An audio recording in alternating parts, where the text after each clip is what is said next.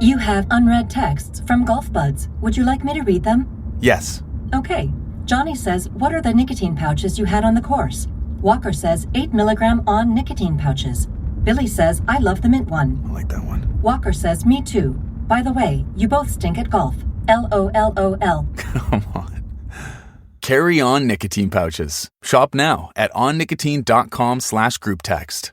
Warning, this product contains nicotine. Nicotine is an addictive chemical. So I wanted, before we get started, to let everyone know that I have a new podcast out, and it's called Meditations. If you like the Meditations segment of this current podcast, you'll like the Meditations podcast. It's nothing but 20 minutes of meditative sounds. And now, on with the podcast.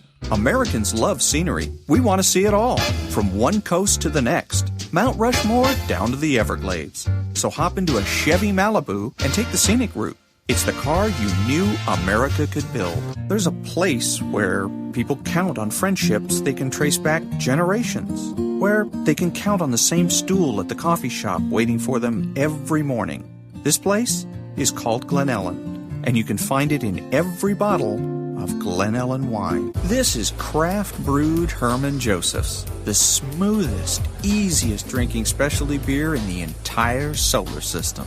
And I believe you'll find drinkable in the dictionary right after don't order a beer you can't drink. Zoingo! Boingo! The freestyle pogo with more boing, more bounce. Bounce further, bounce higher with Zoingo Boingo. To see what makes Arrowhead Mountain Spring water different from those other waters, you have to go back to the source. And with Arrowhead, that means going back a little farther and longer than most. Between security challenged and security strengthened, there's one important word: how.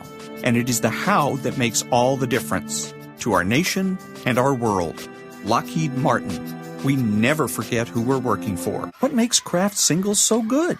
2 out of every 3 kids don't get the recommended amount of calcium. But with Kraft Singles, they get a good source of calcium and the taste they love. Kraft Singles. Magic every single time. Throw boring overboard with a new real meal from Long John Silver's. A meal worthy of a plate. Just $4.99.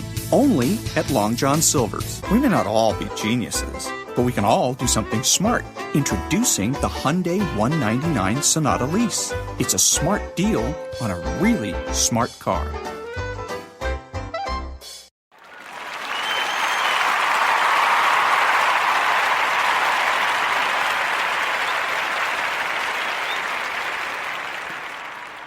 An Amish boy and his father went to a mall. They were amazed by almost everything they saw, but especially by 2 shiny silver walls that could move apart and then slide back together again. The boy asked his father, "What is that?" The father, never having seen an elevator, responded, "Son, I don't know." While the boy and his father were watching, an elderly lady moved toward the silver walls and pressed a button. The walls opened, and the lady walked inside of a small room. The walls closed. The boy and his father watched as the small numbers above the walls lit up sequentially. They continued to watch as it reached the last number. After a brief pause, the numbers began to light up again, but this time in reverse order. The silver walls opened again, and a gorgeous 24-year-old blonde stepped out. The father said quietly to his son, "Go and get your mother." Good morning. It's Tuesday, Trump Tuesday, June the 17th, and this is The True Conservative. Welcome to all the butchers, bakers, and candlestick makers out there. I'm Ron, your host, and the only true conservative in the United States today. So today, after the Serenity Prayer and the patriotic song of the day, we will have the headlines, patriotic shorts, motivation, Bishop Barron, Ayn Rand, and Donald Trump. All that and more when I get back.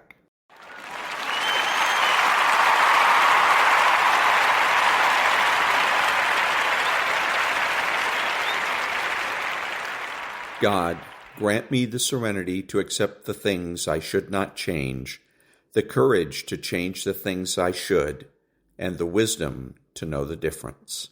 Amen.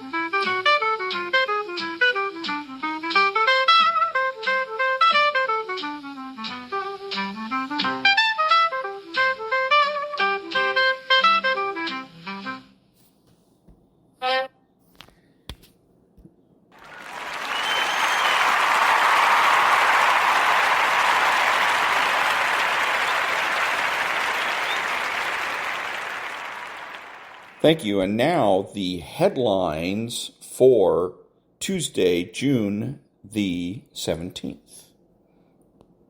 Sirens in Israel usher nearly 1 million people in Tel Aviv into bomb shelters.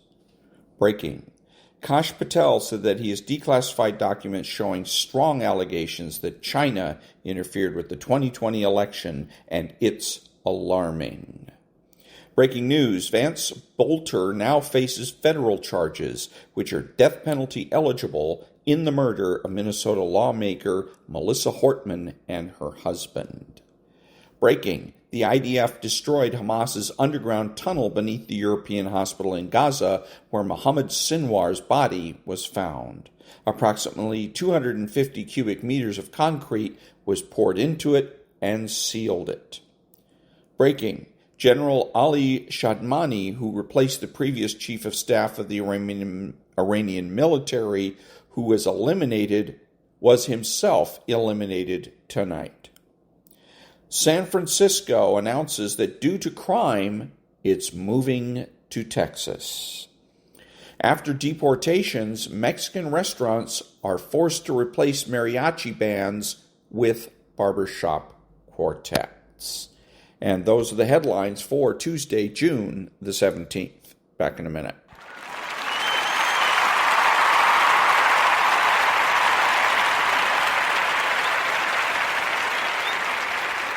Thank you. Now, Georgia Maloney in the political corner.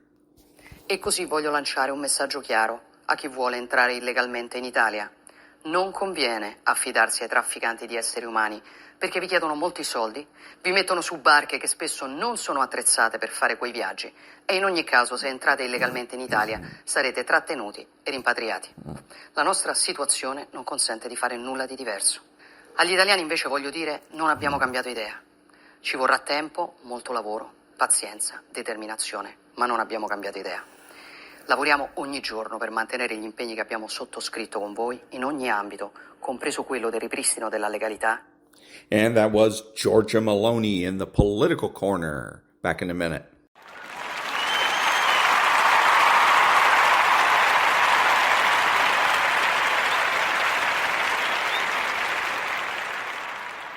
Thank you. And now the patriotic short. George Marshall, the only five-star general in American history to receive the Nobel Peace Prize, and the sole individual to have served as the Army Chief of Staff, Secretary of State, and Secretary of Defense, lived a life spanning 2 world wars and the Cold War. From an obscure military cadet to a decision-maker shaping the global landscape, each of his choices turned the gears of history. Born into an ordinary family in Pennsylvania in 1880, young Marshall was no prodigy. His brother asserted that he would disgrace the family in the Virginia Military Institute entrance exam. The bayonet wound on his buttocks during training didn't crush him. Instead, it forged a silent, tenacious character. At graduation, he stood at the front of the line with the highest cadet rank. First captain, but ranked only 15th in his class. In 1902, at age 22, Marshall and his newlywed wife set foot on a tropical island. In combat, his tactical manual, Infantry in Battle, became a must-read for World War II officers. In 1917, at 37, Marshall first stepped onto the European battlefield. On the eve of the Cantigny battle, he ventured alone into no man's land to scout the terrain. When enemy fire rained down, he crawled 2 kilometers to bring back critical intelligence, earning him the Silver Star. Fate's turning point came on September 1st, 1939, when 59-year-old Marshall was appointed Army Chief of Staff amid a crisis. Facing a feeble U.S. military with only 180,000 troops, he openly rebuked President Roosevelt at a White House meeting. We can't scare off the enemy with paper airplanes. 3 years later, he successfully expanded the U.S. military to 8.3 million, personally selecting generals like Eisenhower and Patton. On the eve of the Normandy landings, Marshall drew 7 arrows on the strategic map, each pointing to the enemy's headquarters. Post-war, Marshall's European recovery program left a profound mark on history. Little known is his fierce dispute with Truman over Middle East issues. If I were a voter, I wouldn't cast a single vote for you. In 1950, at age 70, Marshall donned his uniform again. When MacArthur openly defied the president's orders, he worked continuously for 32 hours at the Pentagon, finally convincing the hesitant Joint Chiefs of Staff the military must obey the elected government. In the deep autumn of 1959, Marshall peacefully closed his eyes after hearing the report on his sickbed. On April 30th, 1998, the George C. Marshall European Center for Security Studies unveiled the first public statue of General Marshall in Europe in Garmisch-Partenkirchen. And that was the Patriotic Short. Back in a minute.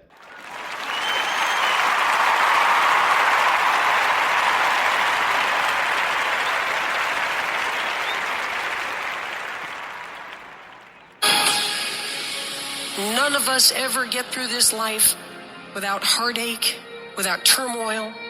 As you're going towards your dream, as you're going towards your goal, there are going to be so many people that come up against you, so many obstacles, so many trials, so many tribulations. Life is going to hit you with a certain level of opposition. And it's going to test your will, and it's going to test your heart. And life is going to say to you, you said you wanted it, now let's see how bad you really want it. The reason why you stop and start, and you stop and you start, and you stop and you start, is because the goal is not meaningful enough. There's something about the goal that if you quit, it's not going to hurt nobody. If you quit, it's not going to change nothing. If you quit, it's not that deep. You got to know why you're out here, because you're going to get your butt kicked. But you got to know why you're there, because your reasons, when life drops you to your knees, your reasons will help you get back up. Why you here, Les? Because I want to make Mama proud of me. Why you here, Les? You still want this dream? We kicking your butt. I know, but I promise I'm going to get this house for her. I promise my kids I'm going to do for them. I'm going to give them a better life. I want to leave them a legacy. I'm not going to give up. Go back, fool, go back. No, I'm not going back. And you got to do like that. You'll cry, you'll feel lonely, and I encourage you to pray. Pray. You got to pray. You hear me? You got to pray. There's some things in life that all you got to do is outlast. You just got to learn the secret of how can I survive these next couple rounds. No matter what you might be going through, don't quit. No matter what you're going through, don't quit. The secret is in not giving up. No matter how impossible your situation may seem, stay on course. I guarantee you cannot pass it if you quit. I guarantee you're going to fail, but you don't know what's going to happen if you keep going. You will win if you don't quit. You got to have stamina. You got to have staying power. You got to know your vitamin. Logical, practical thinking says you can't do it today. But if you want to produce unreasonable results in your life, you've got to be an unreasonable person. You've got to be an uncommon person. And then once we hit that wall, we don't quit. We don't give up. We push a switch called will, and we start using our willpower. Yes, we tired. Yes, we're hungry. Yes, the mind is saying give up. Yes, it's saying quit. But we cannot quit because we realize we have not reached the goal yet. This is not what I dreamed about. This is not what I said I was going to do. This is what I talked about. This is not what it looks like. I got to squeeze. If you're going to be successful in this game, you got to have a dog within you. You got to know it's a dog fight, and you got to go get that fight. Life ain't going to be easy. Ain't nobody going to hand you nothing. You're not ready to give 120 in every single area. If you're ready to quit, you're ready to give up, you're ready to give in. You're ready to tell me what's not working, who doing this, what's wrong. If you're not ready to get up every day and start all over again like nothing happened yesterday, why me, God? Why not her? We both adults. Because I can count on you. This is what you do. You are built for this. You just think you don't go through nothing, you go straight to the top? Patiently endure. Your problem is you don't know how to patiently endure. You want the reward that comes with being patient, but you ain't patient.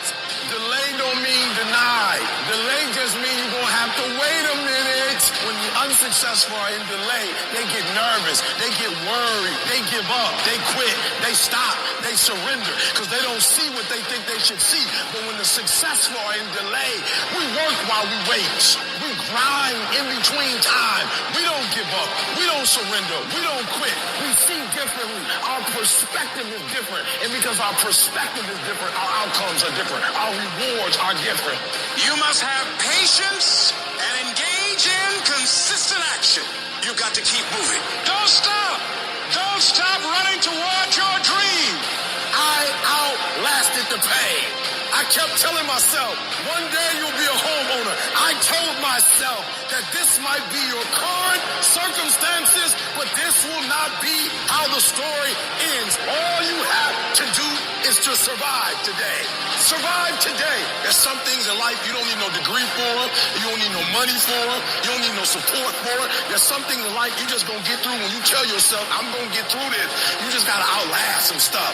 And I just made up in my mind, look, I might not have been stronger, I might not have been smarter, I might not have been brighter, but I made up in my mind, I'm gonna get through this. I don't see failure. I think it's my first, second, third attempt. Struggle is a part of it. After pain is the reward. So get through it, because the pain separates the weak from the strong. When life knocks your butt down, I need you to get back up, and I need you to go heavy on it. When you feel pain, I need you to get back up, and I need you to go heavy on it. When you feel uncertainty, I need you to get back up, and I need you to go heavy on it. If you ain't cut right, when it hits you, everything that you work for and everything you've accomplished, you can lose it in one moment.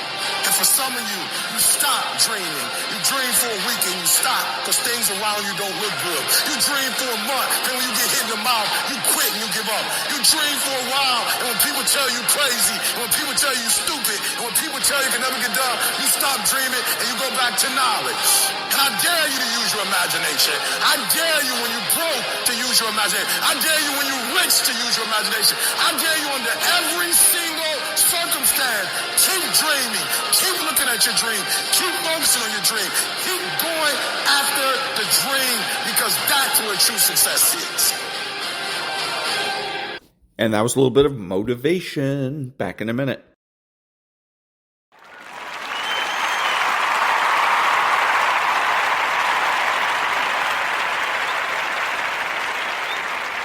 Thank you. Now a little bit of meditation.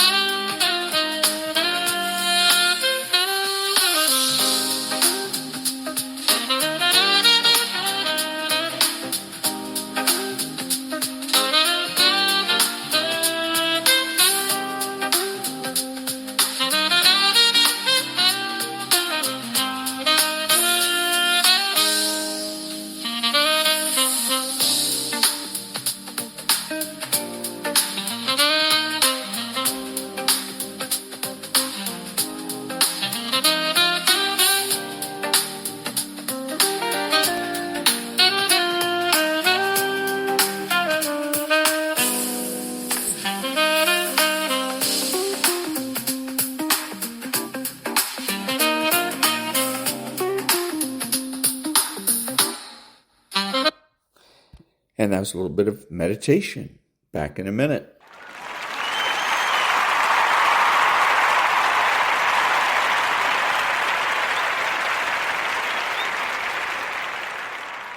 Thank you. And now the Daily Stoic.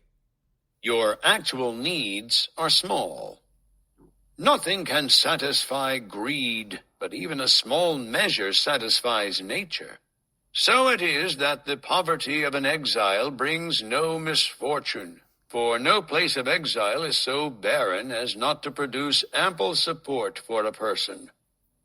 Seneca, on Consolation to Helvia, 10.11b.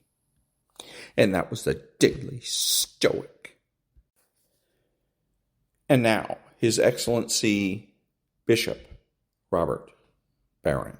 Love God first, and then love everything and everybody else for the sake of God. That's the right ordering of our loves. What's the tendency of your will? Well, it has to be to God first and above all, and then everything else in light of that basic love. How's the Bible put it, by the way? Both Old Testament and New.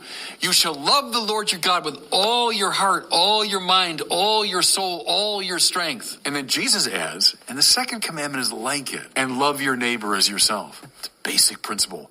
It might be the master principle of the whole Bible. And that was His Excellency Bishop Robert Barron. And now, the Ayn Rand Thought of the Day. Quote, the only principle of a mixed economy, which, necessarily, has to remain unnamed and unacknowledged, is that no one's interests are safe. Everyone's interests are on the public auction block, and anything goes for anyone who can get away with it. Unquote. And that was Ayn Rand from the chapter The New Fascism, Rule by Consensus, from the book Capitalism, the Unknown Ideal. Back in a minute.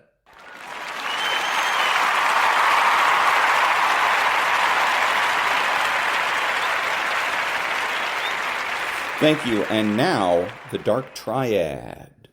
From Chapter 2, the Dark Triad Personalities. What is the Dark Triad? When you first hear the phrase Dark Triad, you might imagine a sinister, secret society or something out of a Hollywood thriller. But in psychology, the term refers to something far more real and far more dangerous. The Dark Triad is a psychological framework describing three of the most destructive personality traits known to modern science: Machiavellianism, psychopathy, and narcissism. These traits, often discussed separately, form the backbone of dark psychology. They are the hidden engines behind manipulation, deception, control, and emotional exploitation. Individually, each trait is troubling. Together, they create a powerful cocktail of charm, ruthlessness, and self-interest that can influence entire organizations, relationships, and societies.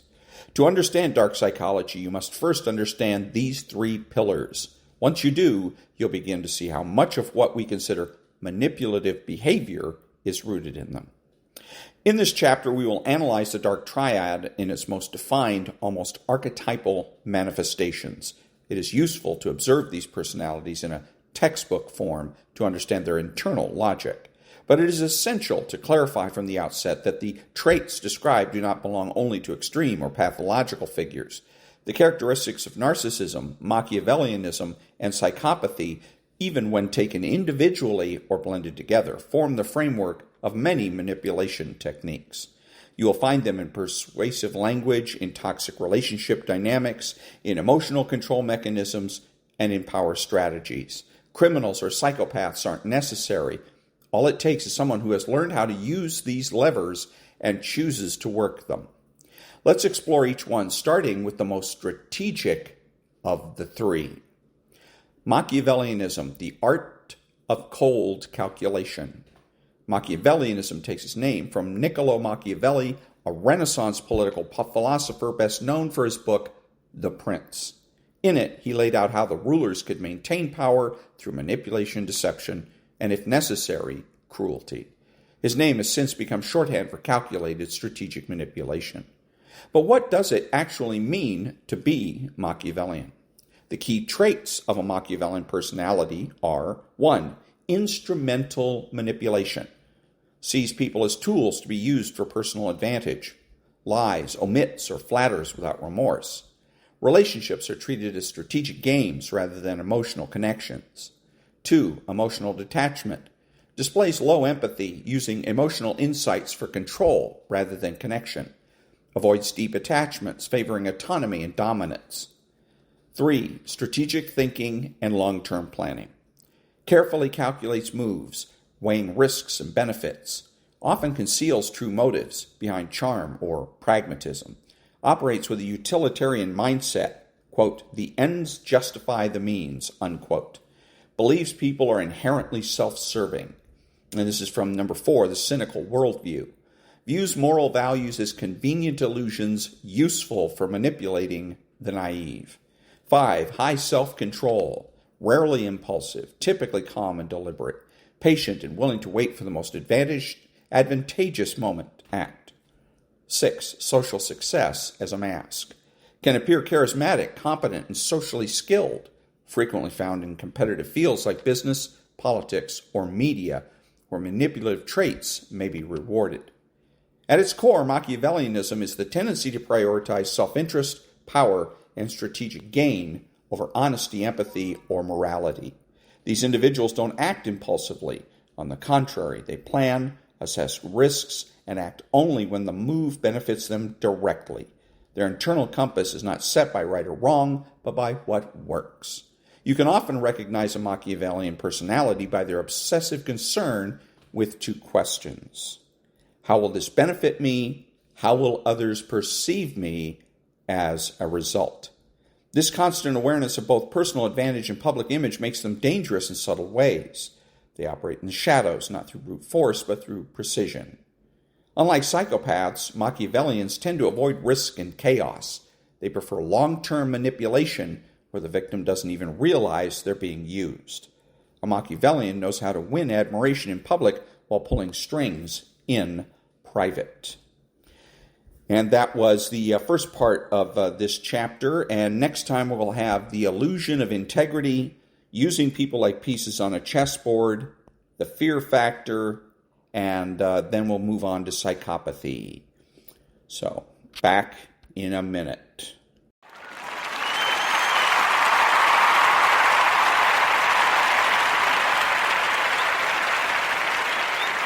Thank you. Now, Varney and Company. Great day. Varney and Company picks it up now. Stu, take it away. Good morning, Maria. Good morning, everyone. Big day. Something is going on. President Trump leaves the G7 meeting early. He said, quote, as soon as I leave here, we're going to be doing something, but I have to leave, end quote. He went straight back to the White House and has called a meeting in the Situation Room. That's where he can watch any action unfold. That action seems to be, one way or the other, Iran is going to lose its nuclear enrichment program. In the background to all of this, Trump urges the evacuation of Tehran. It's already in turmoil, gas and food running out, massive traffic jams as people scramble to get out. The Israelis kill Iran's top military commander. He'd only been on the job 4 days. Whatever is planned, Trump says it's going to be bigger than a ceasefire, end quote. He says, I have not reached out to Iran for peace talks in any way, shape, or form. Bottom line, Iran's on the brink of real change, and the president is watching it happen. Might expect some sharp reaction on the financial markets, but that is not what's happening. It's not that sharp. The price of oil is holding fairly steady. It's up 70 cents at $72 a barrel. That's it. Gold moving down $11, $3,400 an ounce. Stocks are lower, but this is not a major sell-off. The Dow may be down 200, NASDAQ down 114. Not a huge sell-off by any means. Bitcoin, $105,000 per coin. Interest rates are down. Maybe that is a flight to safety. The 10-year yield's 4.43, down only slightly, and the 2-year coming in at 3.97, hardly down at all. On the show today, what's going to happen in Iran? Big question. Will America get involved by using our planes to knock out the key nuclear plant at Fordo? And if we do, are we getting too involved in an overseas war? Could Israeli special forces do the job themselves? That is apparently on the table. Those questions may be answered today. There is another fierce argument in D.C., and it's about Trump's big, beautiful bill. Some Senate Republicans have serious concerns on two issues: cuts to Medicaid and the deduction for state and local taxes, otherwise known as SALT. The July 4th deadline is in danger. It is high anxiety time, got that, but the markets seem now to be taking it in stride, at least for now. Tuesday, June 17th, 2025. And that was Stuart Varney, Nonprofit News Now. Back in a minute.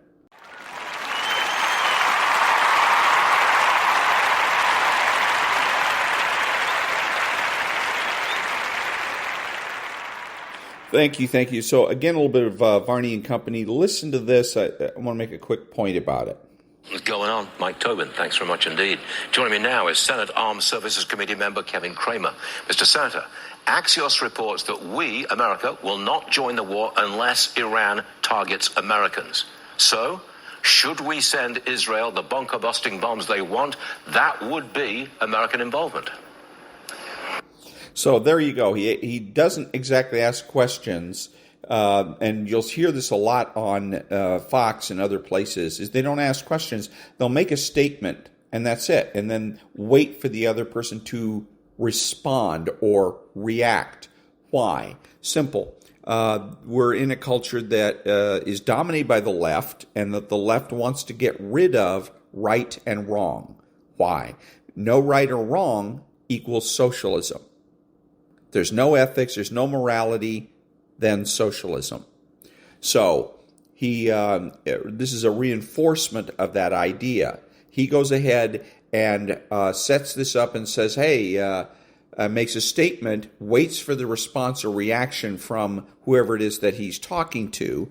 And the reason is because there's no right or wrong reaction or response. It's the same thing when sometimes they'll ask questions, prediction questions usually, and they'll ask those, what do you predict will happen? Because there's no right or wrong, at least not initially, prediction.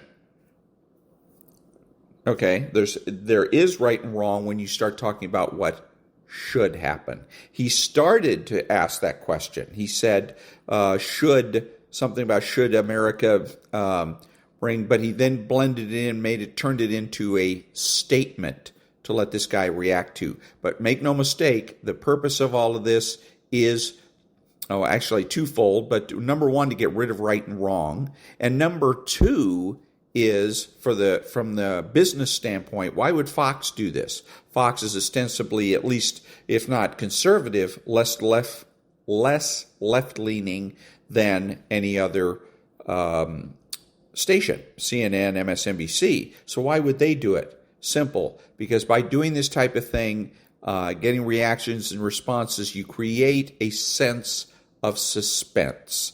And again, that's get eyeballs on the screen, keep them watching.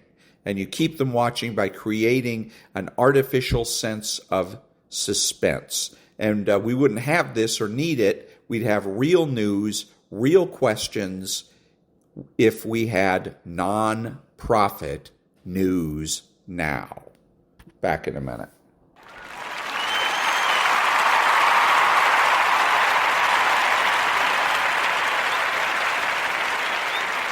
Thank you. Now, what does the phrase, if you're explaining, you're losing, mean?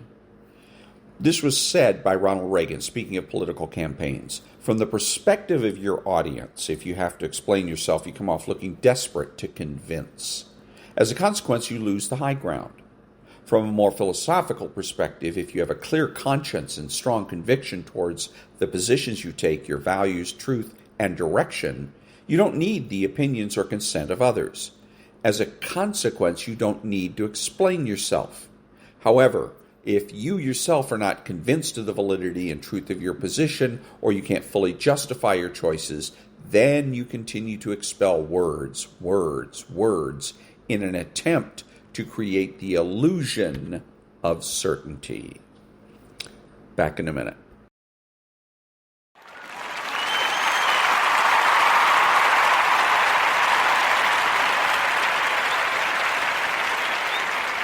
Thank you. And now this is from Law & Order, an episode of Law and Order, and it's about the tactics that the left uses conversationally.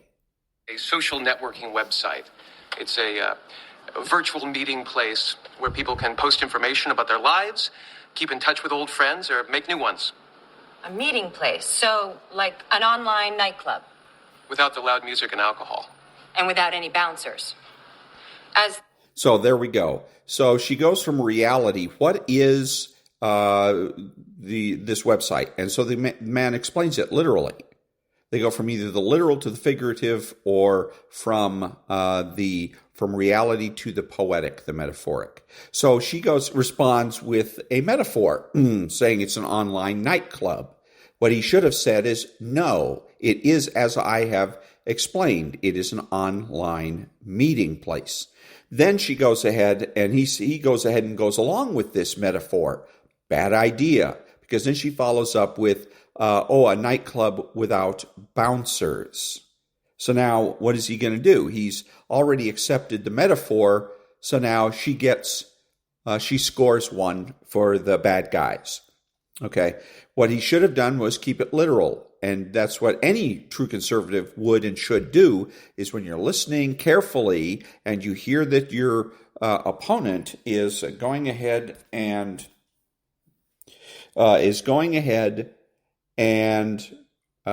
waxing metaphorical, you make sure you keep things literal.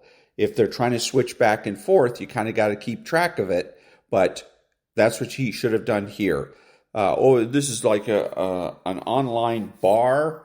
No, this is an online meeting place, as I have described.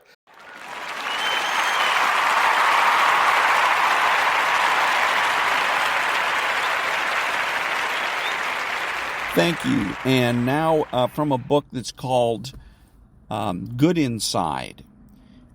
What's the opposite of understanding? For this argument's sake, it's convincing. Convincing is the attempt to prove a singular reality, to prove that only one thing is true. Convincing is an attempt to be right, and as a result make the other person wrong. It rests on the assumption that there is only one correct viewpoint. And then my question is this supposed to be convincing? Further, convincing has one goal in mind, being right. And here's the unfortunate consequence of being right. The other person feels unseen and unheard, at which point most people become infuriated and combative, because it feels as if the other person does not accept your realness or worth. Feeling unseen and unheard makes connection impossible. Understanding two things are true and convincing one thing is true are diametrically opposed ways of approaching other people, so a powerful first step in any interaction is to notice which mode you're in. When you're in one thing is true mode, you're judgmental of and reactive to someone else's experience because it feels like an assault on your own truth. As a result, you will seek to prove your own point of view, which in turn makes the other person defensive because they need to uphold the realness of their experience. In one thing is true mode, exchanges escalate quickly. Each person thinks they're arguing about the content of the conversation when in fact they're trying to defend that they are a real, worthy person with a real, truthful experience. And again, is this convincing? Back in a minute.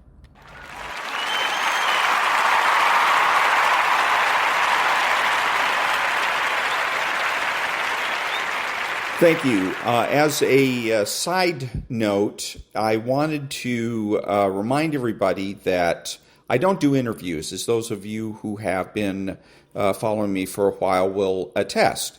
I don't do interviews, but if you do want to appear on my podcast, you can.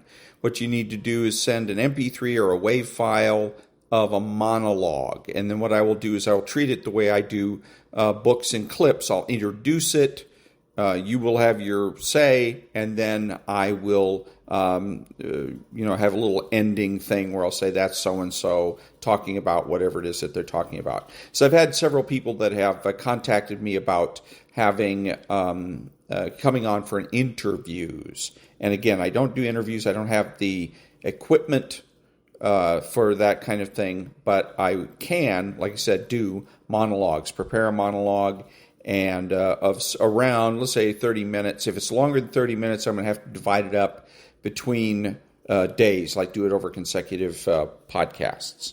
But go ahead and, like I said, send a monologue if you'd like. You can send it to ronaldhardgrove@gmail.com, and I'll go ahead and take a look at it and see about putting it on the podcast. Back in a minute.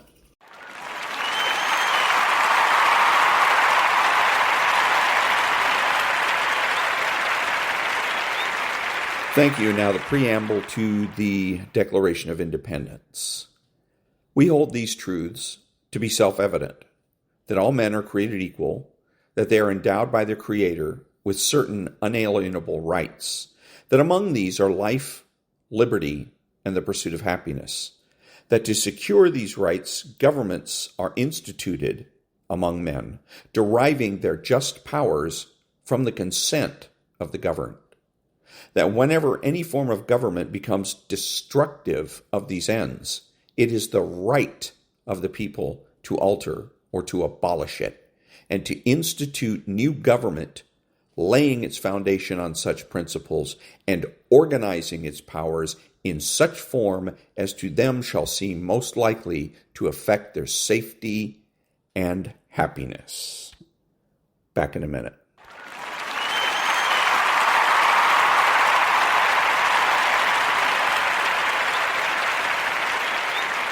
Thank you. Now, here's a quote from President Trump where he makes a mistake. Reporter, quote, Tulsi Gabbard testified in March that Iran wasn't building a nuclear weapon, unquote. And this reporter doesn't even ask a question. Again, this is where they just make a statement and then wait for the president to respond/react. President Trump responded, quote, I don't care what she said. They were very close to getting a nuke, unquote. And again, what he's doing is putting a kick me sign on his back. He's becoming a lightning rod for controversy, and it's not necessary. He can simply defeat this question by making the reporter the issue. Okay, so when the reporter says Tulsi Gabbard testified in March, all he has to do is say, no, she didn't. Okay, no, she didn't. Now the issue is the reporter and the reporter's information, as it should be. Because really what the reporter is doing is making an arbitrary claim. And that claim stays arbitrary until the other party acknowledges it. So when Donald Trump says, I don't care what she said, he's acknowledging that she did, in fact, say what the reporter claims. What if she didn't say what the reporter claims? Now he's just gone ahead and confirmed an error. And now that he's gone ahead and confirmed that for the news media, they can use that as the basis for other questions, let's say interrogatories. So again, in a situation like this, you don't have to put a kick me sign on your back in order to be a true conservative. It's a bad idea, bad for you, bad for potential or would-be conservatives. And the way you defeat it is simply to turn the tables on the questioner, as I described a few seconds ago. Back in a minute.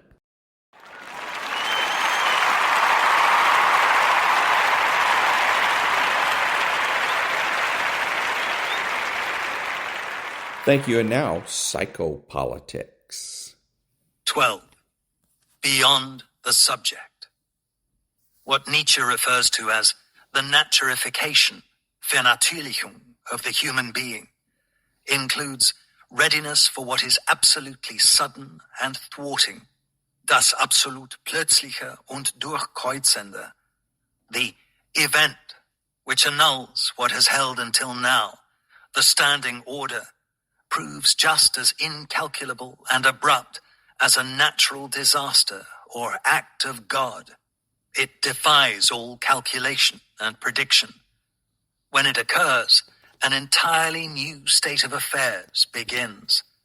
The event brings into play an outside, which breaks the subject open and wrests it from subjection. Events represent breaks and discontinuities. They open up new spaces for action. Following Nietzsche's lead, Foucault also advances a conception of history that deals with events in terms of their most unique characteristics, their most acute manifestations.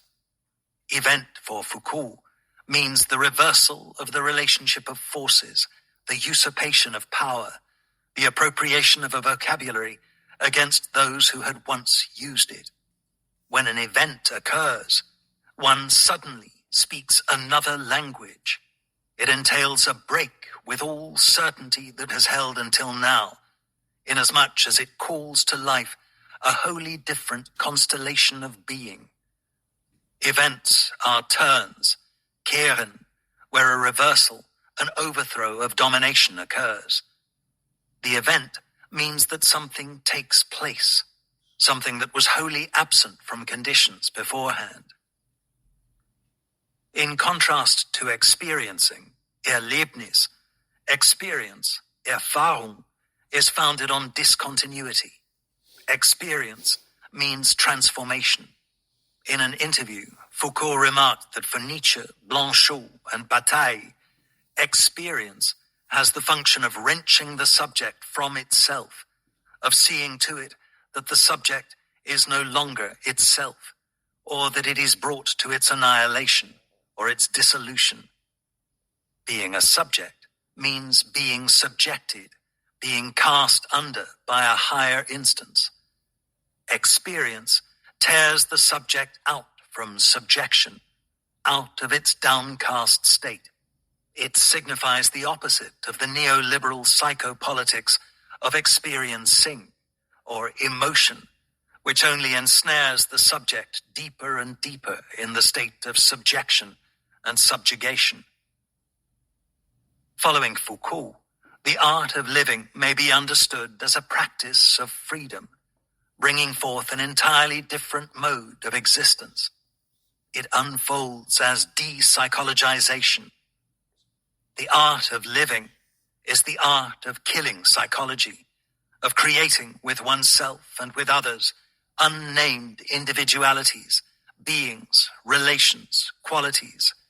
If one can't manage to do that in one's life, that life is not worth living. The art of living stands opposed to the psychological terror through which subjugating subjectivation occurs. Neoliberal psychopolitics is a technology of domination that stabilizes and perpetuates the prevailing system by means of psychological programming and steering. Accordingly, the art of living, as the praxis of freedom, must proceed by way of de-psychologization. This serves to disarm psychopolitics, which is a means of effecting submission. When the subject is de-psychologized, indeed devoided, entleert, it opens on to a mode of existence that still has no name, an unwritten future.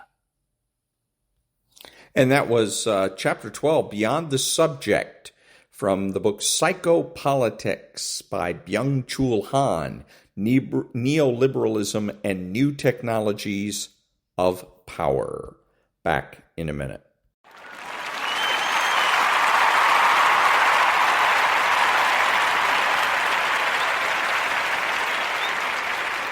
Thank you. This is Ron, your host, the only true conservative in the United States today, bidding adios to all the butchers, bakers, and candlestick makers out there, and reminding you that determinism is optional.